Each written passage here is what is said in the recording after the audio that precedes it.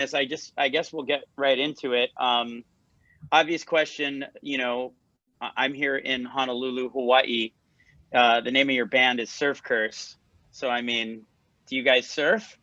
Nick has broken the curse of us not surfing. Yeah, I started surfing. Well, what happened was I went on a surf trip with my friends and I caught like one wave and I was like, wow, I'm hooked.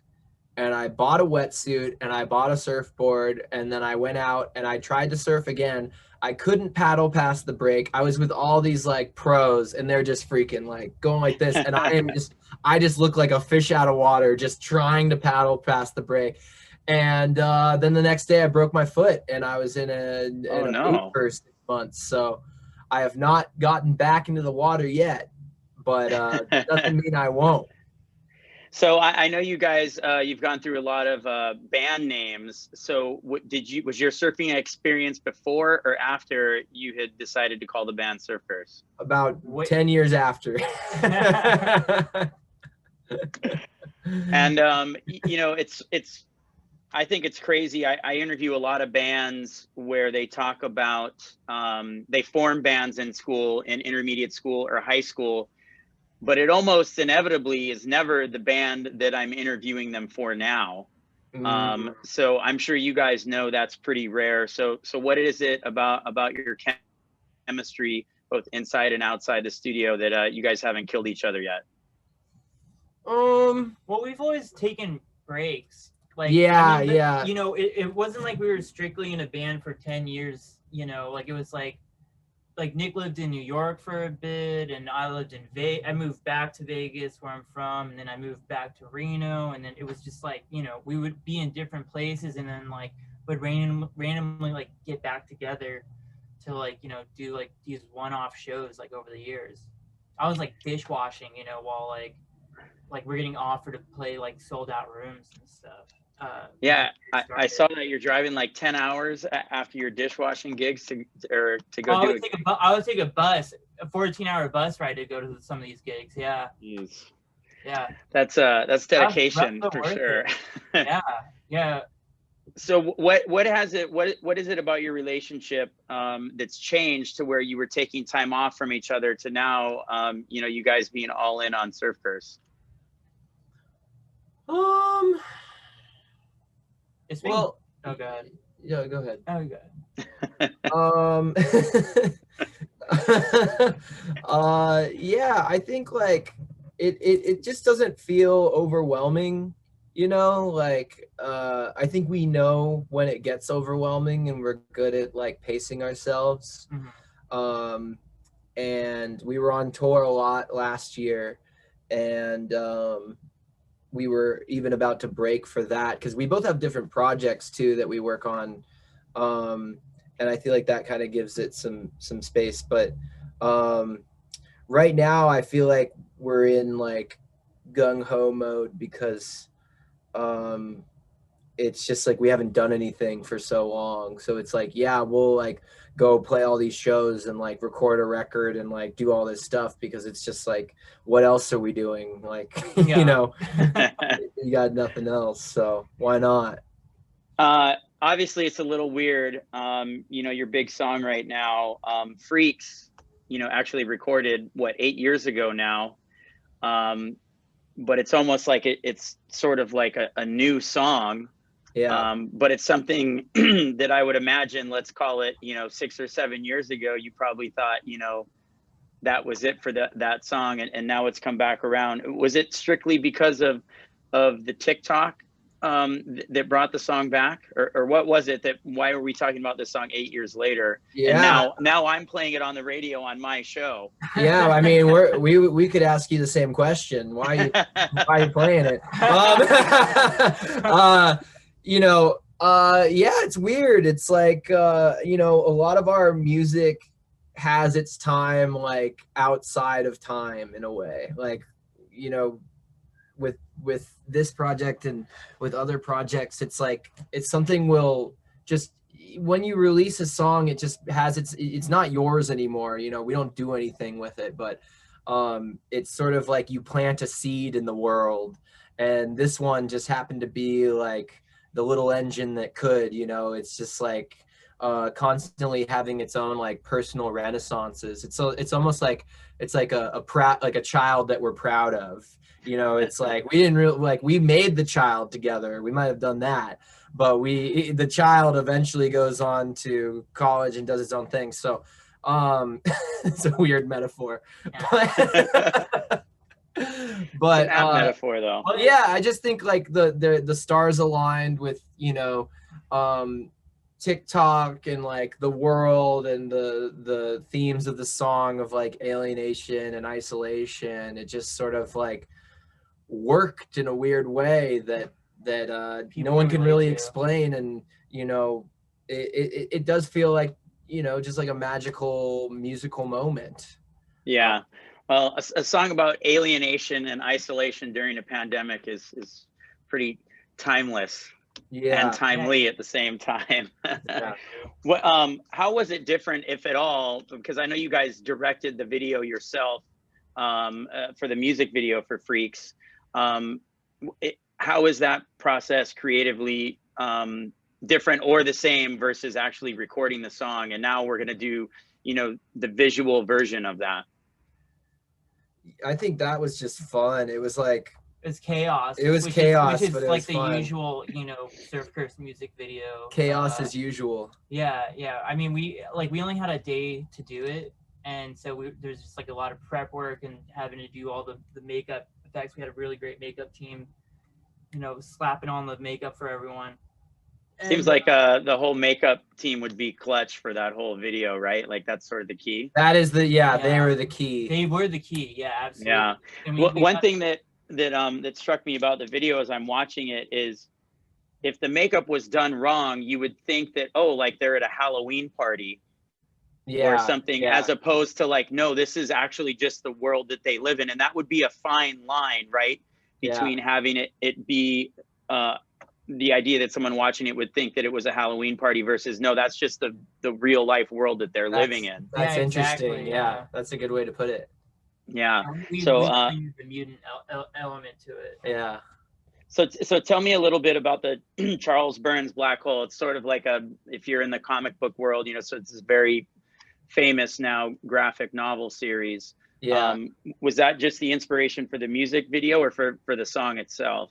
It was the inspiration for the song. So when we got asked to do a music video for it, we were like, oh, let's just do that. Like, it just seems so obvious to like put it in the world of Black Hole, but like kind of make it more fun in a way, not as like, you know, disturbing or depressing. But still with like a little bit of that eeriness, you know?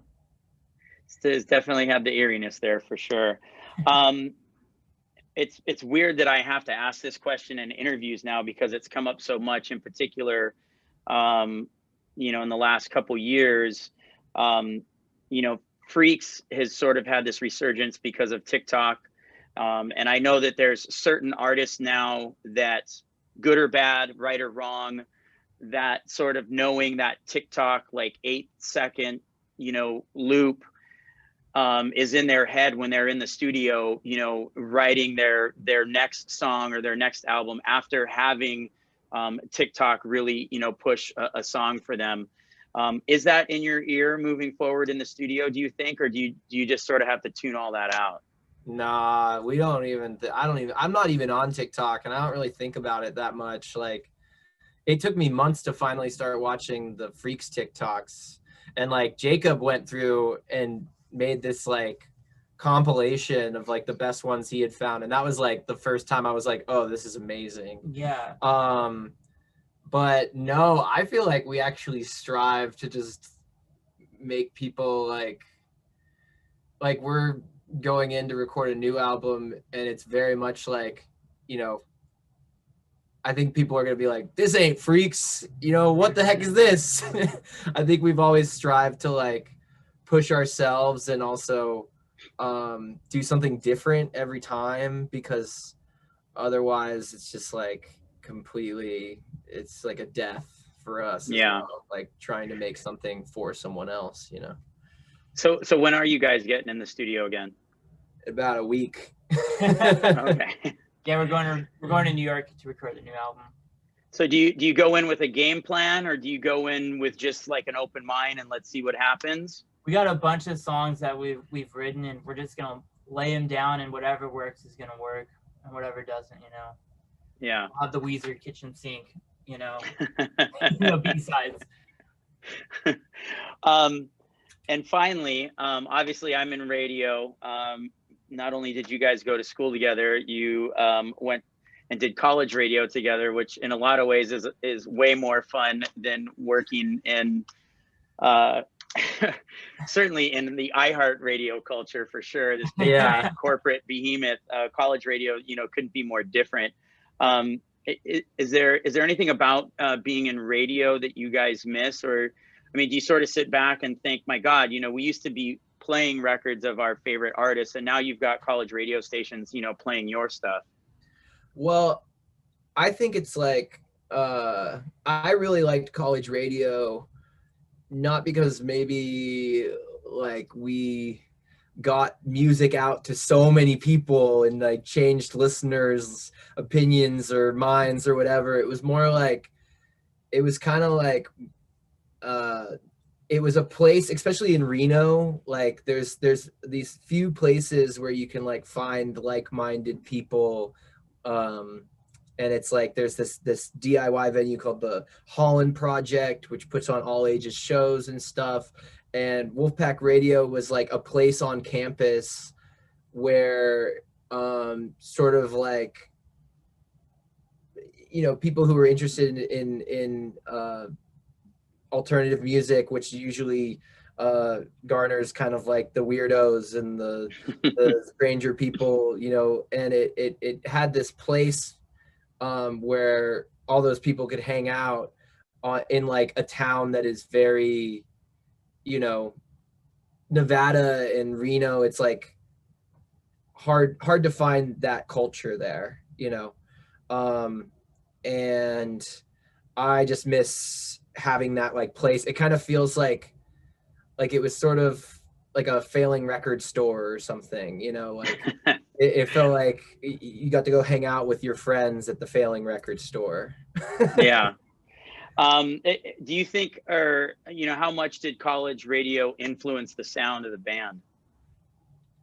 I mean, there was always an exploration of wanting to hear new music, you know, because of college radio and because of the show that we hosted together. It was like a constant search for, you know, any sort of new sound or something that would be like, all right, I want to impress Nick whenever I like go in and like show off these songs, because we both pick like 5, you know, songs with whatever the theme is, and it's like, you know, it would always be like a challenge, like I wonder if, you know, someone's going to talk about this song or whatever, you know, and that is just like, and exploring, you know, new bands and new sounds and new music and stuff. It just also is like that tinkering in your head, like, man, I hope that I can make something special like that. You know, it's just like, you hear that kind of music, it's like, damn, what if I can like, you know, have that same feeling that I get from this song and like share myself, you know, and share, you know, like make something as great as that.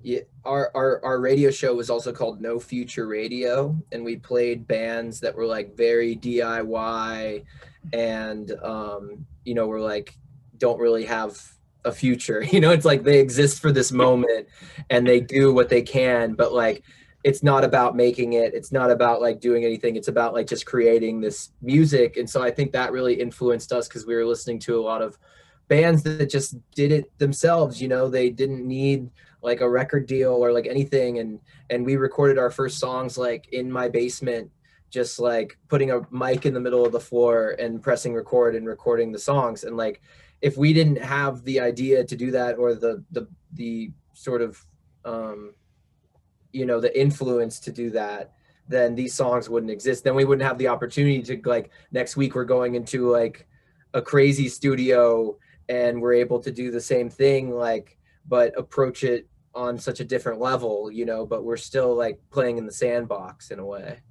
Yeah. Okay, I got to let you guys go apparently, and but before I do that, I'd love to have you guys record a drop for me.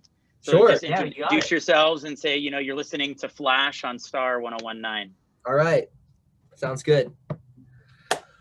Should we say, hey, what's up? This is Surf Curse, and you're listening to Flash on 1019. Star 1019. I knew I like as I was saying it, I was like, I forgot what he told me to say. All right. Hey, this is Surf Curse, and you're listening to Flash on Star 1019. Perfect, guys. Thank you so much. One sure. final question before I go. Are you guys going to be going out on tour after you record this new album next week? We have no Nick is going on tour. I'm going on tour with band. my other band. So So we're just, we're hanging in the wind right now. We're just focusing on this next record, and then we'll see what happens. yeah. All right. Well, I hope you guys can come to Hawaii.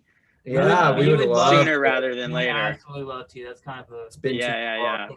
We have a couple, as you can imagine, a couple nice big outdoor venues Oh, I'm that sure. are like, safe spaces, right now to do shows and stuff. So I really hope that you guys can get out here, and good luck on your new album. Hey, Thank you thanks, so man. much, Flash. Appreciate you, Yeah. and thank you so much for playing us. Oh yeah, we play that song a lot. Oh, Okay, cool. amazing. That song a Thank lot. you. Yeah. Means a So lot. congratulations, guys. I appreciate it. Thanks for the time. Thanks, Yeah, man. of course. We'll talk to you soon. Talk to you later. All right. Aloha.